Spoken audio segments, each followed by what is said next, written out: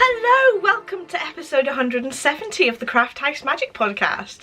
My name's Ellie and I'm coming to you from Norwich in Norfolk in the UK, and today is the 24th of June, so welcome everybody. I hope you've all had a lovely crafty week since the last time I've spoken to you, and I'm here to share all the things that I've been making in the last 7 days. So today I have some knitting, some crochet, a little bit of cross stitch which I finished, an FFO.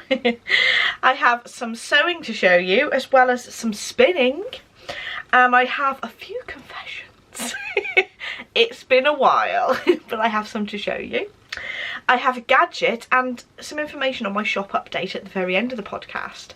So you can find links to my social media and online shop in the description bar down below, but it's all basically Craft House Magic. And we have a couple of Makalongs going on in the Ravelry group and on Instagram, and the details of those are in the description bar down below as well. But don't forget, the spring shawl along only runs till the end of June, so make sure you get your entries in before the end of the month. So let's get on with the knitting, shall we? I have my cardigan on the needles. It doesn't look much like a cardigan just yet, but it's getting there slowly. So this is the Sparkle Cardigan by Locatelli, and this basically is the top of the back panel, so in between your shoulders. So I've knitted that bit first, then I've picked up stitches on the one side to start knitting the front bit here.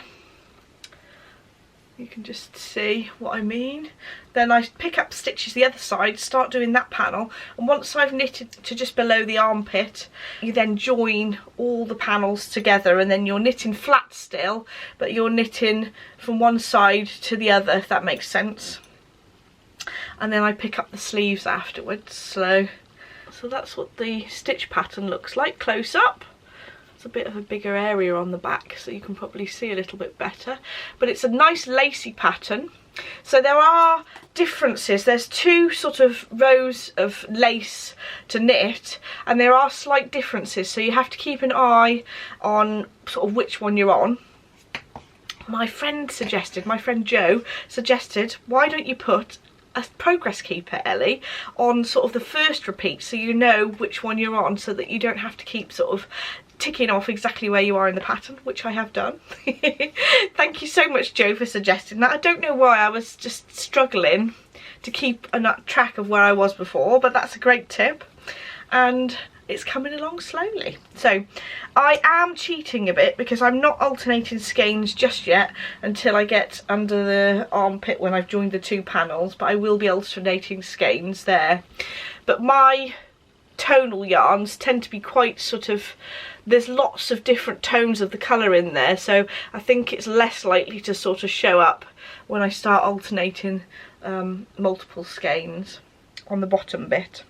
I am using my own hand-dyed yarn in a merino and nylon base in a fingering weight yarn in the Pretty in Pink colourway. And I've dyed up 4 skeins for this. So according to my size I needed more skeins, but because I'm going to do shorter sleeves and a shorter body as well, because I'm knitting this cardigan to go with dresses, I want it just to go to the waist, rather than if I was knitting a cardigan to go with jeans or something, I'd knit it longer really, but this needs to just hit me at the waist so that I can wear it with a dress. So there we go. I feel like I'm getting into the pattern a bit more now. It took me a while to sort of work it out. When you're doing this bit down here, you've got to coordinate sort of increases coming down the neckline because it's got a V-neck, and the pattern across the shoulder as well. So it takes a little bit of thought. It's not too complicated. You just can't be in a conversation when you're doing it. So I feel like I'm getting into it a bit now. And I can actually sit there and watch the telly at the same time as doing those two things. So that's all good. So that's all the knitting I've got to show you, but I have been addicted to my Battenberg blanket. So I'm going to show you my crochet now. So this is how I've got on this week with my Battenberg blanket. So this is a gorgeous, gorgeous pattern by Sandra from the Cherry Heart podcast, and it's just, oh, I love these little squares, and they're so much fun to put together. So Sandra's got a tutorial of how you make each individual square and how you join them in a really cool way. So basically the reason why I've got these bits hanging is because I crochet. the plain square, you use that yarn to then join the surrounding squares, which is really fun. I like doing that, and I like how it creates this double crochet sort of join at the back, which I just love the look of as well. So the back and the front looks equally lovely. I've also been busy making more squares as well. Been on a couple of Zoom calls this week with some friends, so I've been doing quite a few other squares, but because I've been on a Zoom call I haven't sewn the ends in. But I've got a few more to go in the blanket, and hopefully it will grow really quickly and it'll be finished in no time. I'm really surprised actually. I can see myself making a slightly bigger version this time, because I got a bit fed up before doing the plain undyed squares when I was doing the cushion version that I made. Well, I turned it into a cushion because I didn't want to make it into a big blanket, but now I feel as if I'm really into it, and actually coming to a square where I'm crocheting a plain one and then getting to join more in out of all the colourful squares, it's really exciting. So there we go.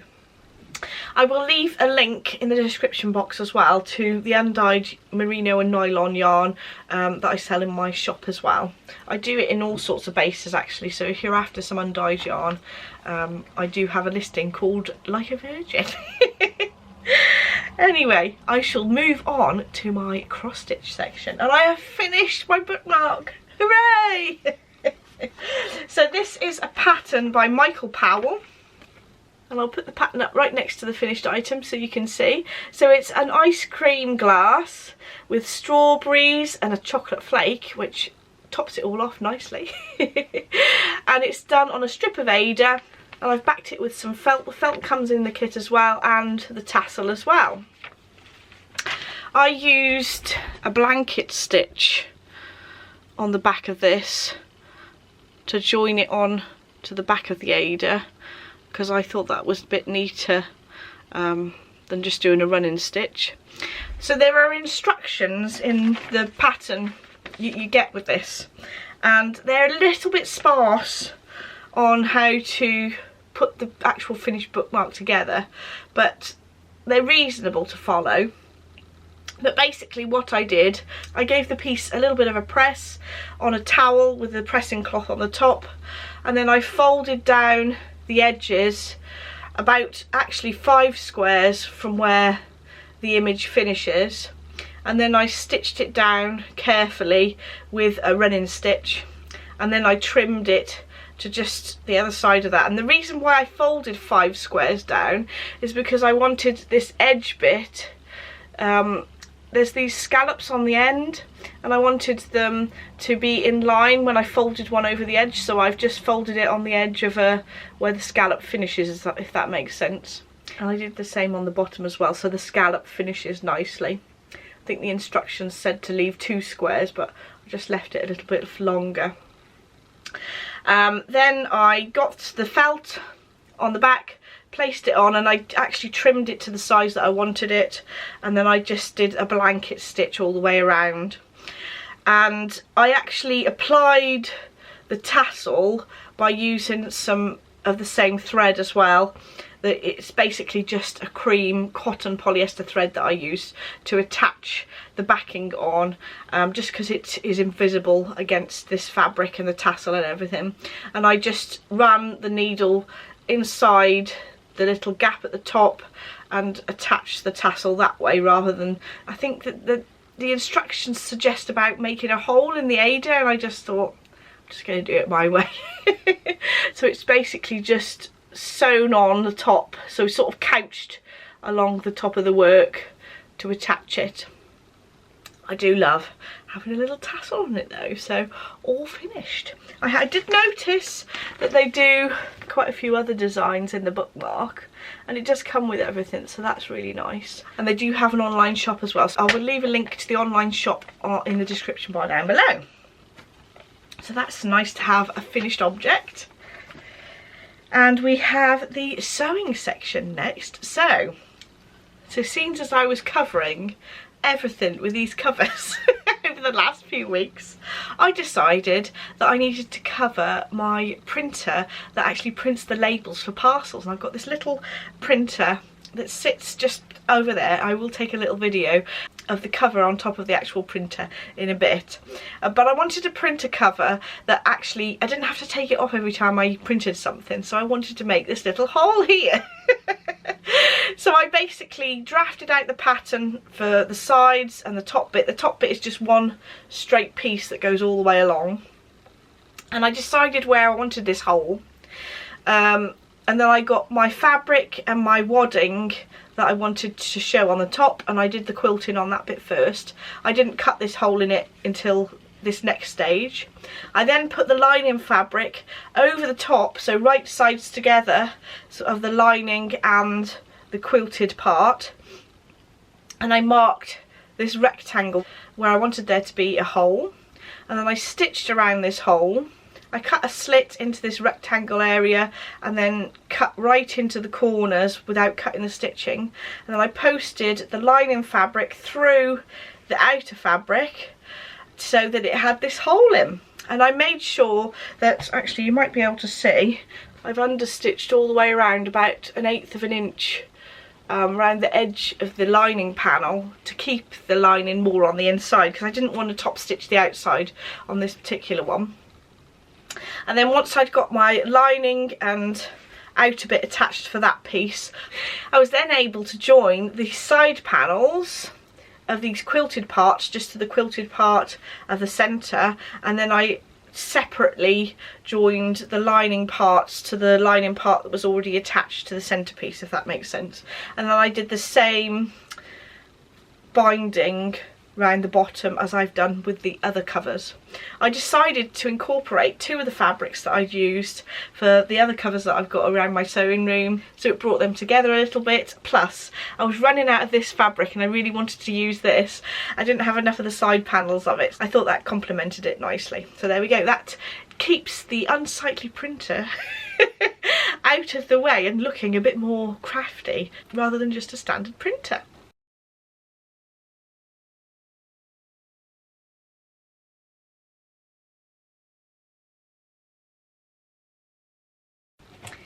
I have a second sewing project to show you. I haven't done a lot on this, but I wanted just to show you that I'd picked it back up again. So Emma from Vintage Sewing Box has a pattern for a hexagon shaped box where you have these gorgeous little hexagons around the sides. Now I have attached some of the hexagons that I'd sewn onto the side panels, and previously I'd covered some foam with the linen, some linen fabric ready to go. So I have several of these side panels that I'd sort of started. This one here I had decided to do some embroidery around the outside, but I wished I'd not used this darker pink in there because I feel as if it's a bit too sort of dark. It needs to be a sort of mid-tone, so I don't know whether I'm going to use that or not, or whether to sort of unpick the darker pink in there.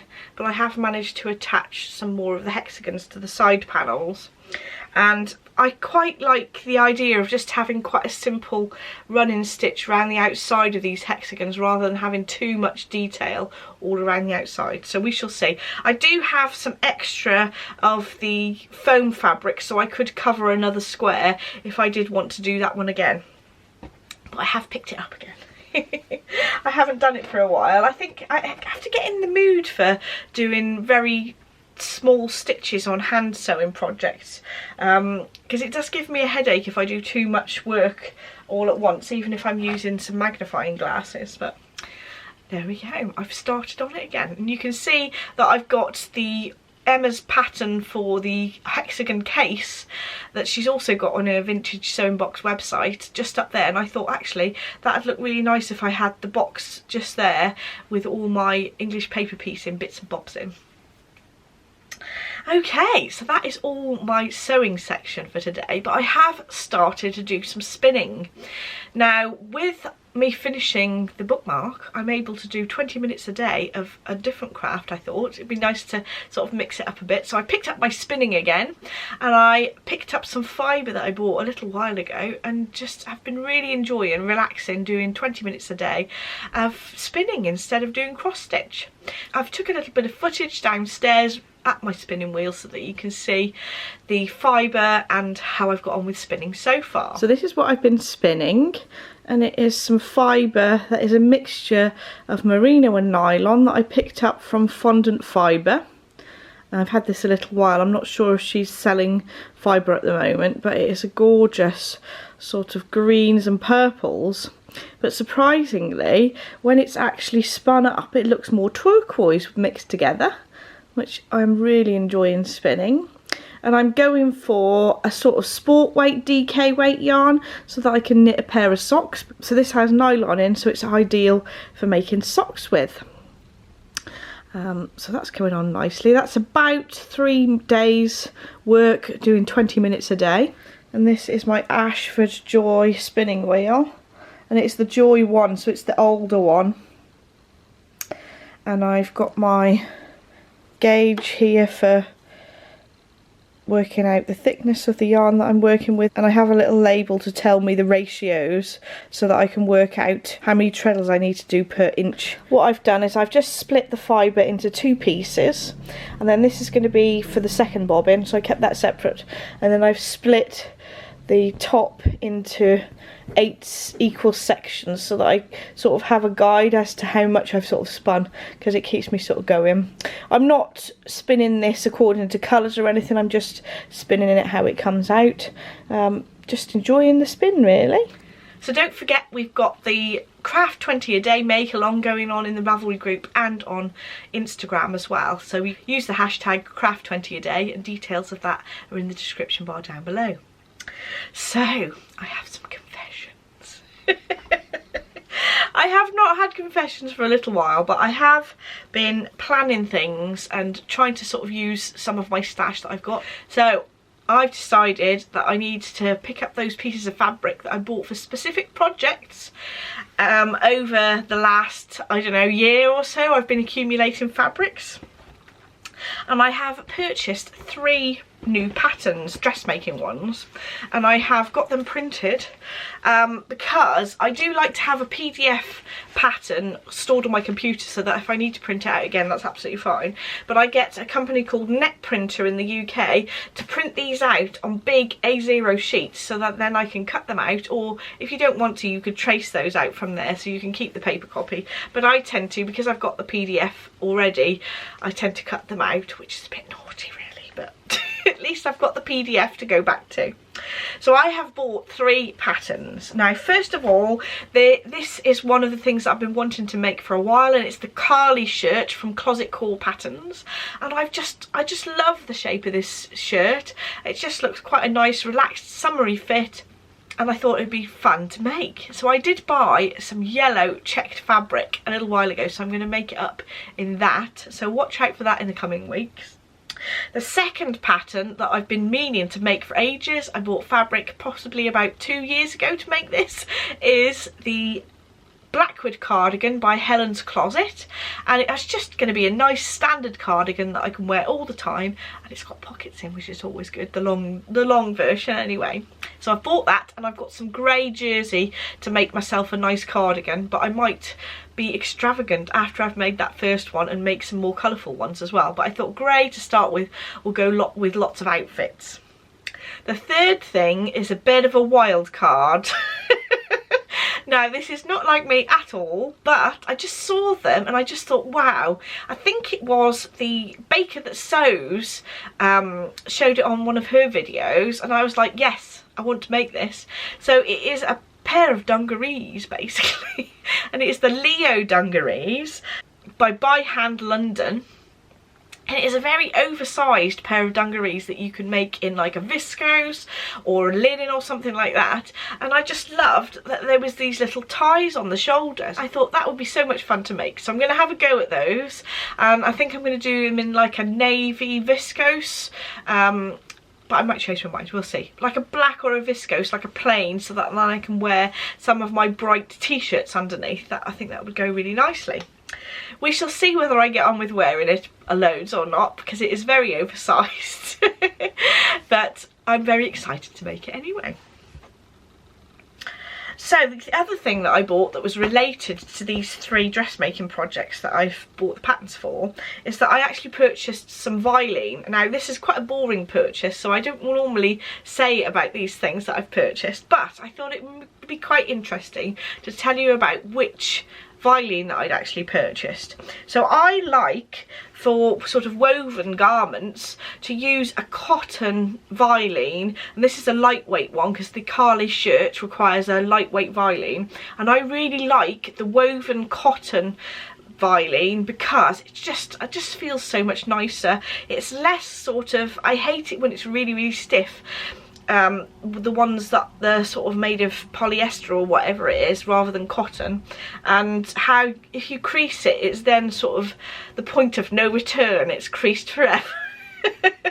I do like woven cotton Vilene, so that's what I've purchased. I actually picked this up from Empress Mills, and I will leave a link to where I got it from exactly in the description bar down below. I did actually buy 3 meters just to prepare myself in case. That is quite a lot of Vilene. I probably should have just got 2 meters. But there we go. I'm very prepared to make lots and lots of garments now. So I also have another little confession. It's some beautiful yarn from my friend Nikki's Etsy shop, and it is gorgeous. So these beautiful blues are from Fairy Realm Yarns on Etsy, and I will leave a link in the description bar down below. Sometimes it's hard to hold minis up to the camera, isn't it? But they are the most gorgeous blues. Love them. I'm not quite sure what I'm going to make with them yet, but I did actually go through quite a few projects that I could do with minis last week, so I might pick up one of those ideas. So Nikki had also presented them in a beautiful ribbon, but holding them up in front of the camera, I've just completely wrecked it. But it also came with this stunning little lavender bag, which has been hand painted. Isn't that gorgeous? And it's got a little progress keeper attachment to the top as well, so you can hang it onto your bag. And it's really good because actually this is replaceable, so that you can put a new lavender bag inside it once it stops smelling, because that is absolutely gorgeous. Really beautifully made. And here's Nikki's card. She's got some really beautiful yarns on there, and look at this gorgeous stitch marker that she's popped on there with a little bit of ribbon. Absolutely gorgeous, really beautifully made and beautifully dyed yarns. So thank you so much, Nikki. And Nikki does some really nice project bags and notions pouches as well, so do go and have a look at her website. So the next section I have is Gadget. Now I haven't had Gadget for a while, but I thought, I've not actually talked about this on the podcast before. A clapper is basically mainly for dressmaking, I suppose, and it's to, when you've pressed a seam, you can put this on it and it keeps it flat while the temperature of the material is reducing. So when it cools down, it then stays as pressed. Because if you take the heat of the iron off a garment, sometimes it can bounce up once it's cooling down. But if you keep this onto the garment or seam, keeps it nice and flat. Absolutely brilliant. And also this tip here, if you're doing shirt collars and things like that, you can actually poke that into the shirt collar and give it a nice press, which is really handy too.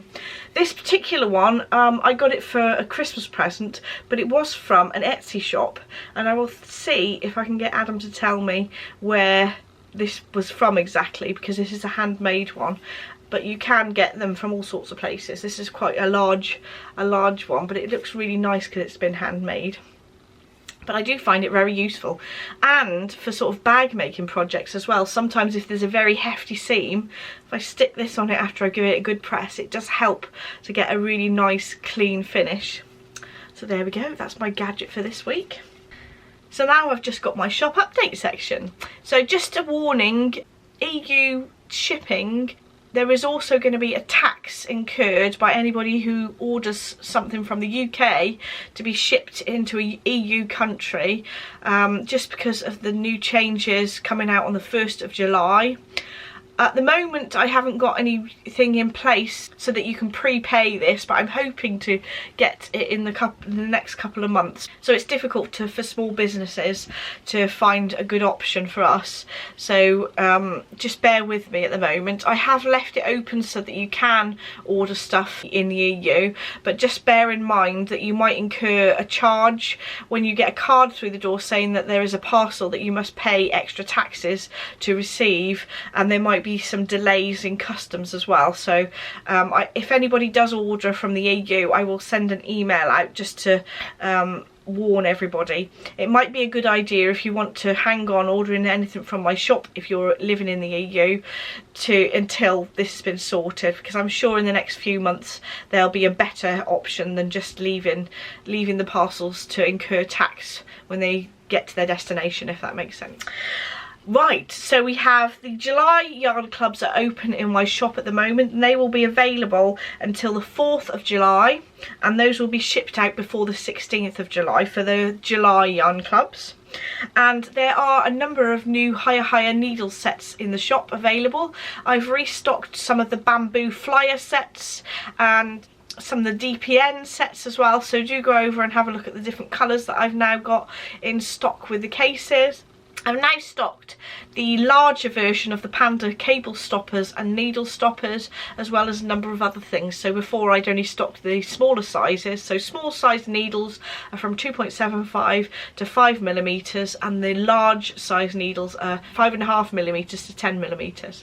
So do go and have a look if you're looking for some needles or for any knitting supplies. So do watch out in the coming weeks, because I will be having some new products in the shop from different companies, so do keep an eye on that. And there's some of my favourite things that I'm going to stock. So I think that's all for today. Thank you so much for watching. Don't forget to like and subscribe if you'd like to see more, and I'll see you in the next episode. Bye!